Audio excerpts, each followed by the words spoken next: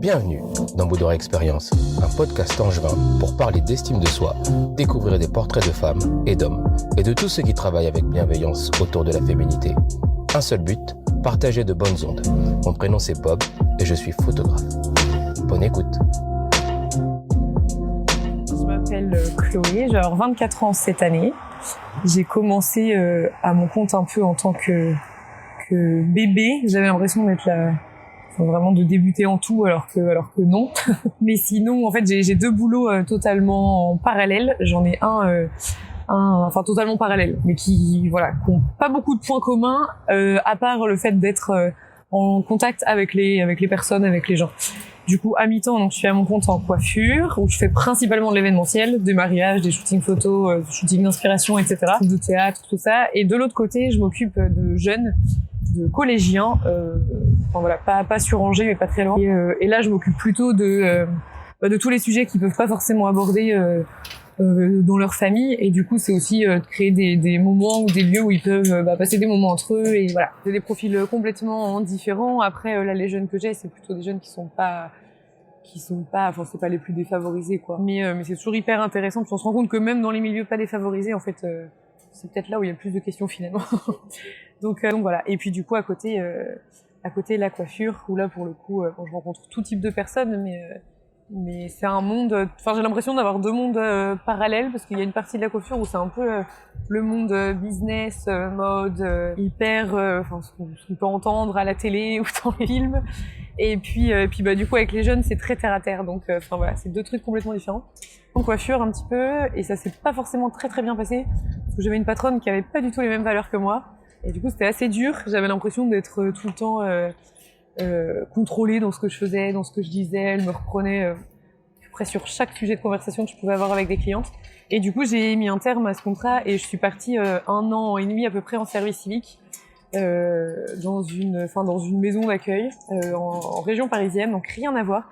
Et là, j'avais plusieurs missions. Je m'occupais des groupes qui venaient, donc que ce soit des jeunes, des personnes âgées, dans cette maison. J'avais aussi un tiers-temps dans une école maternelle où je secondais une ATSEM. Donc j'étais avec des petits bouts de chou parisiens, rien à voir avec nos petits bouts d'ici. Et puis j'étais en parallèle bénévole, parce qu'il me restait pas mal de temps, bénévole dans un centre d'hébergement pour migrants. Et là j'étais dans le service jeunesse et éducation, avec des enfants de 4 à 10 ans à peu près, de différents milieux, Et puis à l'issue de cette année-là, je savais pas du tout ce que je voulais faire. Je voulais quand même remettre un pied dans la coiffure, mais en fait le côté social m'attirait quand même aussi pas mal. Du coup j'ai commencé les deux en même temps dès mon retour à Angers. Ça a été très très vite. Je suis sortie de 3e avec une bonne moyenne, donc pour certains mon parcours était tout tracé, c'était général, et puis tu vas faire je sais pas quoi comme études, mais en tout cas je me voyais pas du tout passer ma vie dans un bureau quoi. Et puis d'avoir pas le lien social que j'ai actuellement avec mes clientes, ça aurait été impossible pour moi. Et voilà, donc c'était plutôt une vocation. Après j'ai arrêté la coiffure à une période où ça allait pas non plus très très bien dans ma vie. Parce que, mes dernières années, en fait, d'études de coiffure, et au moment où j'étais dans le salon avec cette patronne où c'était un peu compliqué, là, c'était une période pas simple, où, du coup, pour le coup, là, mon image a été carrément déconstruite notamment à cause d'un mec, dans ma bande de copains. Et ça m'a bien pourri la vie pendant 2-3 ans à peu près, et donc j'en étais arrivée à un stade, déjà j'avais perdu beaucoup de poids. Enfin, je faisais plus de sport, mais j'avais perdu énormément de poids en peu de temps, pas pour faire plaisir, mais parce que j'étais mal dans ma peau. Je me noyais un peu dans mon boulot, où en fait je donnais l'occasion à des femmes de se sentir plus belles ou se sentir mieux, alors qu'en fait moi je le faisais pas pour moi. Je quitte un peu Angers, il faut que je vois d'autres mondes et tout ça, et en fait est-ce que la coiffure c'est vraiment ce que j'ai envie de faire? Et donc c'est à ce moment-là en fait où j'ai quitté le salon, où j'ai quitté Angers, je suis partie sur Paris. Voilà, c'était aussi un moyen pour moi, c'était un peu une overdose de plein de trucs. À l'époque, j'ai pas vraiment fait le lien entre la perte de confiance en moi et puis ma manière de me voir et le monde de la coiffure. Lui, je pense que inconsciemment, j'avais la sensation de faire plaisir aux autres et puis de permettre à des gens de se sentir plus beaux ou mieux dans leur peau. Alors que moi, pas du tout. Enfin, au contraire, je me mettais plutôt en retrait, etc. Et du coup, voilà. Donc ça a été une année où, pour le coup, j'avais plus rien à faire dans la coiffure. J'ai pris le temps aussi pour moi de me reconstruire, de me faire de nouveaux amis, de repartir à zéro. Et puis voilà. Ça a été très long, en fait, dans le parcours.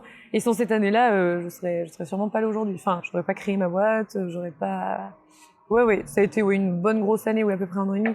Et en gardant du coup ce parallèle d'animatrice pour pouvoir aussi être présente pour des plus jeunes, mais en me disant bon bah maintenant si je le fais, ok, j'ai plus envie d'être dépendante de patronne pour éviter de retomber dans ce travers-là.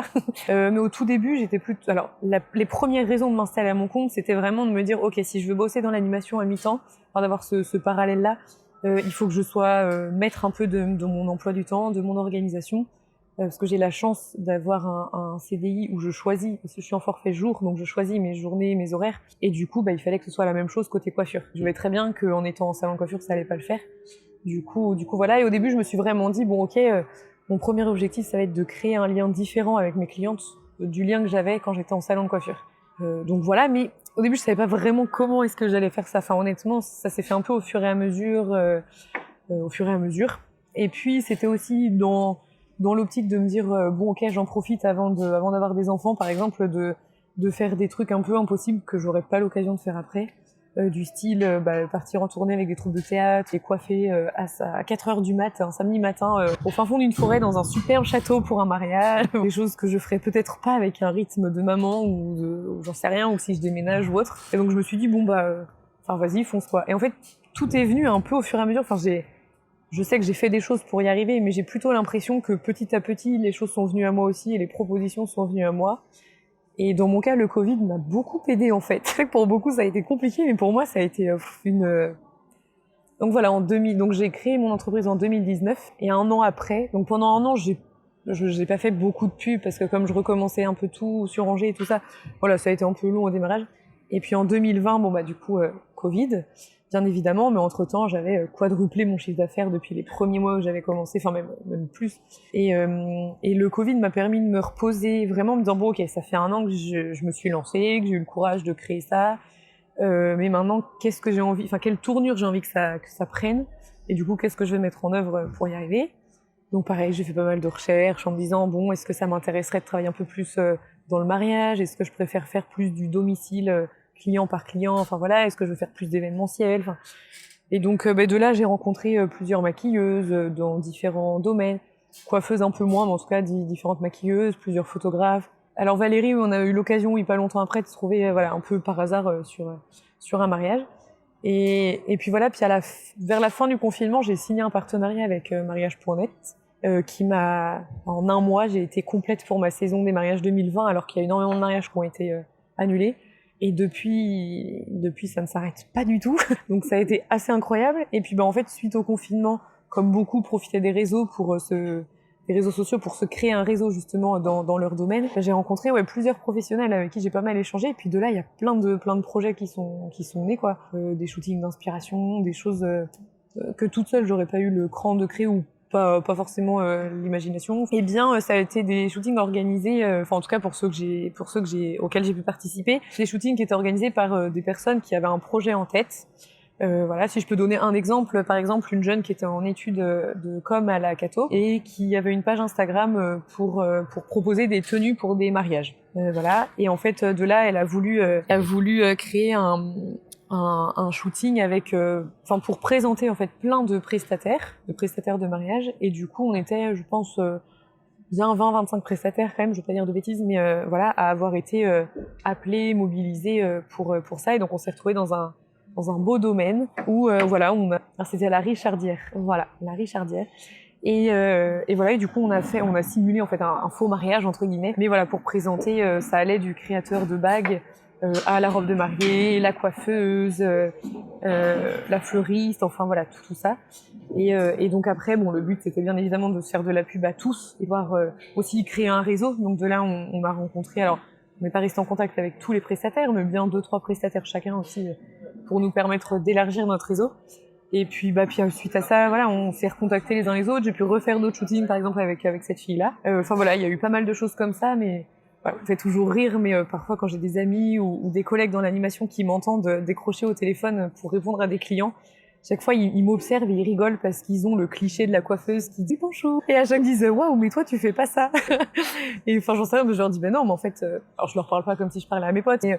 Mais j'essaye juste, d'être moi et puis d'être transparente.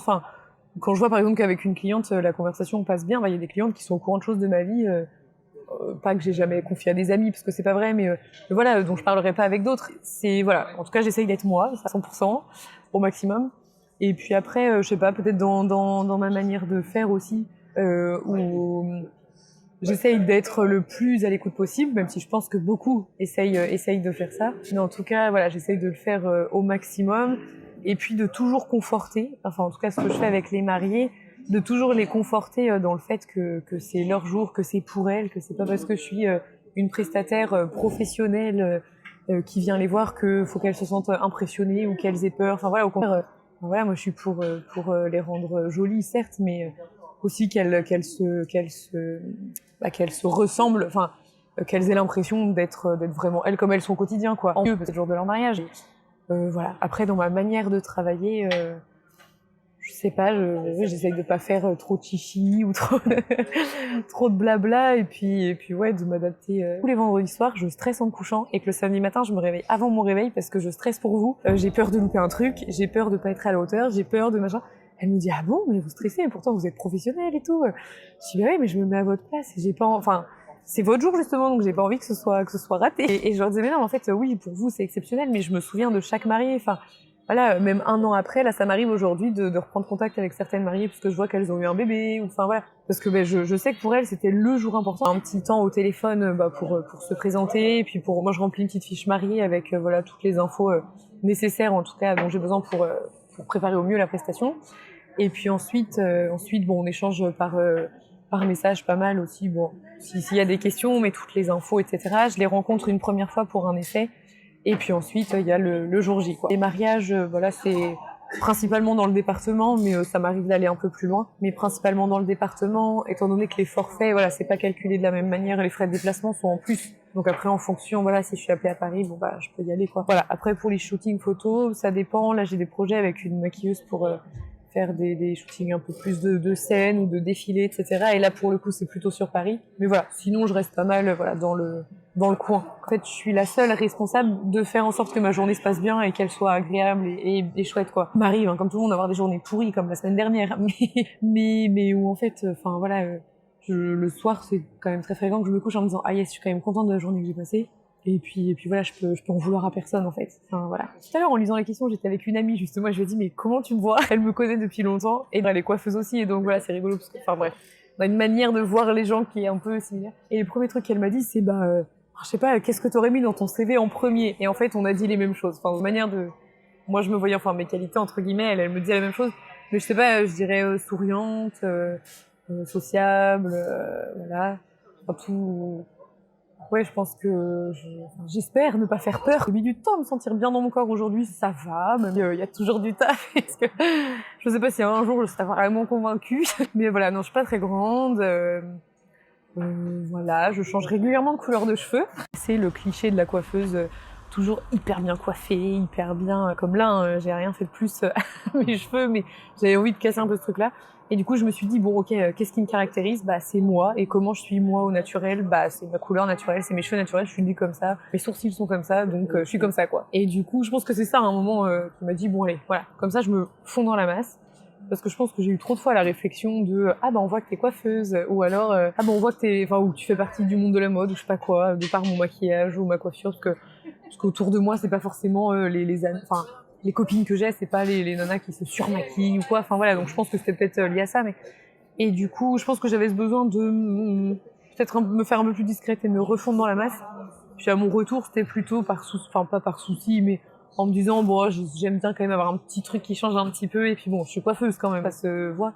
Mais voilà, tout en restant quand même un peu plus naturelle. Qu'est-ce qui me caractérise? Et puis comme physiquement, j'avais beaucoup changé. Je pense que j'avais besoin de me retrouver aussi. Bah ok, en fait, la période où j'allais bien, c'est-à-dire avant mon adolescence, comment j'étais? Bah j'avais pas les cheveux colorés, enfin c'est des trucs tout bêtes, mais en fait, à me dire non, mais voilà, en fait j'étais bien comme ça. Et est-ce que réellement j'avais besoin d'aller me chercher à travers? Ça va, j'ai pas fait de grosses bêtises, c'était que des couleurs de cheveux. Ce qui me définit, bon bah voilà, enfin c'est moi au naturel. Parce que j'ai peur de pas plaire dans le sens amoureusement, sentimental, tout ça, mais plutôt voilà, au code qu'on nous donnait, quoi. Et à partir de ce jour-là, je me suis dit, mais non, en fait, je m'en fous enfin voilà, mes amis qui me voient maquillée, pas maquillée, je pense que ça a été une overdose. Et à ce moment-là, je vivais encore chez mes parents et mon père me faisait bien comprendre que c'était peut-être pas très sain en fait d'avoir ce rapport à mon corps ou à mon image telle que je l'avais à cette époque-là. Donc déjà il y avait ça. Enfin il y avait mon papa qui était voilà bien présent quand même, enfin qui a osé me dire les choses. Et puis parce qu'il y avait une copine aussi qui se posait un peu les mêmes questions que moi et qui avait pas l'impression de se sentir à sa place non plus.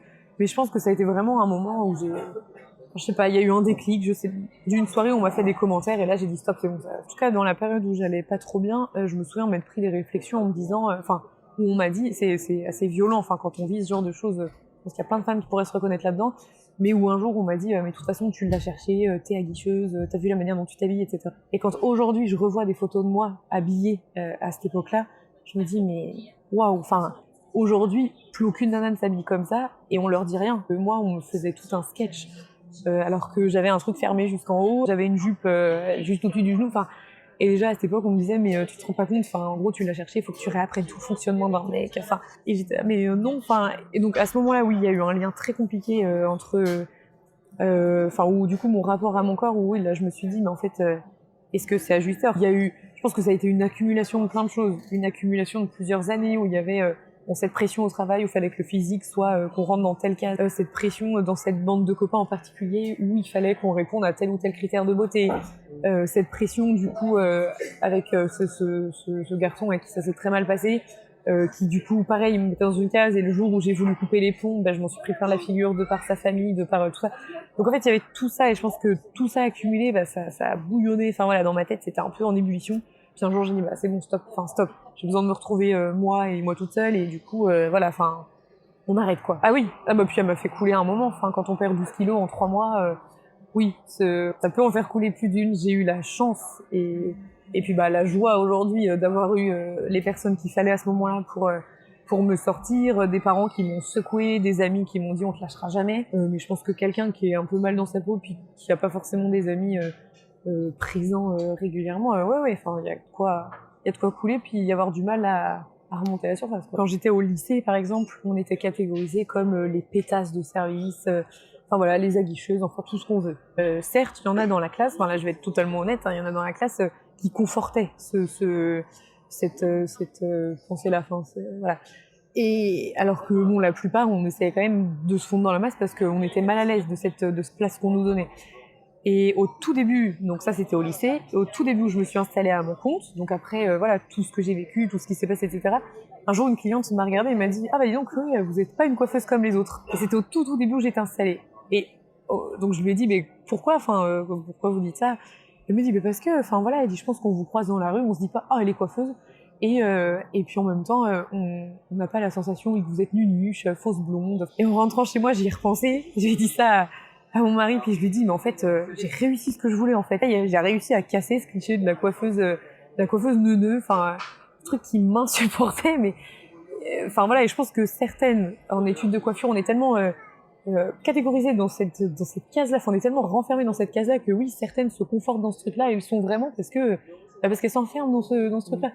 Alors que non, en fait, quand on essaye de sortir du cadre, en fait, je me suis rendu compte qu'il manquait quand même pas grand-chose pour sortir de ce cliché. On a tous les moyens, et puis je pense que peu importe les étapes, on nous donne en fait malgré nous les moyens ou ce qu'il nous faut pour y arriver.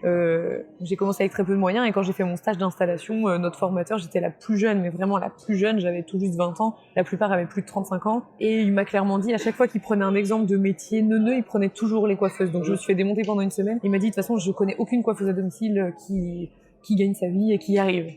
Et lui dire mais écoute, aujourd'hui je m'en sors très très bien et je suis hyper fière quoi. Voilà. Et donc oui, je pense que quand on a la volonté, faut y aller, faut foncer, et puis de réussir à être épaulé par les bonnes personnes. Si on sent que dans l'entourage il y a des personnes qui sont là pour nous écraser ou nous tirer vers le bas, mais d'essayer de mettre de côté, même si c'est bien plus facile à dire qu'à faire, et d'essayer de mettre de côté des quand même beaucoup plus fort. Et puis en fait ça permet aussi d'apprendre à nous connaître. Si on se ramasse la figure, et tant pis, on apprend quand même à se connaître. Moi, même depuis que j'ai écrit, je suis sûre qu'il y a des fois où je me suis ramassée, mais ça m'a toujours permis de faire mieux la fois d'après. Ou il y a des fois où le contact est mal passé avec tel ou tel client ou avec tel ou tel marié. En fait, je savais ce qu'il fallait faire la fois d'après pour pas que ça se reproduise. Enfin voilà, je pense qu'à chaque fois déjà, ça nous permet de nous rendre fiers de nous, de chacun. Enfin voilà, ça permet aussi je trouve en tout cas, de donner du courage à ceux autour de nous qui se disent en fait c'est pas impossible, parce qu'on dit toujours que ça arrive aux autres, mais moi j'ai des amis autour de moi qui m'ont dit ouais trop bien, mais en fait c'est pas impossible. En tout cas, ça m'a permis de m'assumer encore plus, oui, je sais pas dans quel sens, je sais pas si c'est l'estime de moi qui m'a permis de me lancer indépendante ou c'est le fait d'être indépendante qui m'a permis de me dire ok, je suis capable de faire ça, donc je suis capable de plein d'autres choses en fait. Mais ouais, en tout cas d'avoir des gens qui encouragent autour et puis qui croient en nous, enfin même si c'est pas notre entourage proche, bon bien évidemment on espère toujours que ce soit eux les premiers supporters, mais même si c'est pas eux, enfin je pense que les peu de compliments qu'on peut avoir, faut les prendre quand on reçoit des fleurs et des bouquets de fleurs, mais on les garde et on en prend soin. C'était l'interview de Chloé. Merci pour votre écoute. Et si vous souhaitez en savoir plus à propos de son travail, vous pouvez vous rendre sur Instagram Studio by Chloé. À bientôt.